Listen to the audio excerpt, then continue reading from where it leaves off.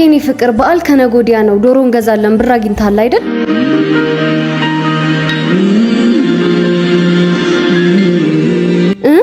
የኔ ፍቅር የዚህ ወር ደሞዜን እኮ ተከልክያለሁ።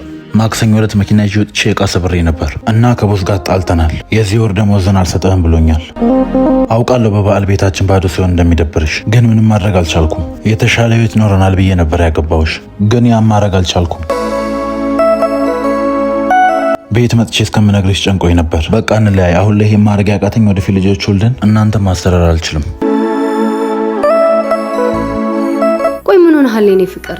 እኔ እናንተ ስንጋባ እንደማንለያይ ቃል ተግባብተን የለ እንዴ? እሺ ምን ላድርግ? እቅዳችን እኮ ምንም ሊሳካ አልቻለም። አይ አንተ ገና ለገና ዶሮ መግዣ ብር አጣው ብለክ እንደዚህ ትጨናነቃለክ? ሽሮ እንኳን ፈላ አድርገን ብናከብረውስ? ይሄን በዓል ብቻ አይደል አብረን የምናከብረው? ልብ በል የኔ ፍቅር፣ እኔ እናንተን ማጣት አያለያየንም። አበባ ያለ ውሃ ወንድ ልጅ ያለ ስቃይ አያድግምና አንተ ብቻ በርታልኝ፣ ሌላውን ተው። ብርታቴ ነሽ ታውቂያለሽ አይደል? አፈቅርሻለሁ። ማነጸጋ በዓል ስለሆነ የባለፈው ቅጣትህን ትችላለህ። እንዳትደግሞ በኋላ ደሞዝህን መተውሰድ። በል በቃ የምትወደውን ቡና ፍልቼ እጠብቅሃለሁ። ሰው እንዳንቺ መቼም አላይ አንቺን ከምንም በላይ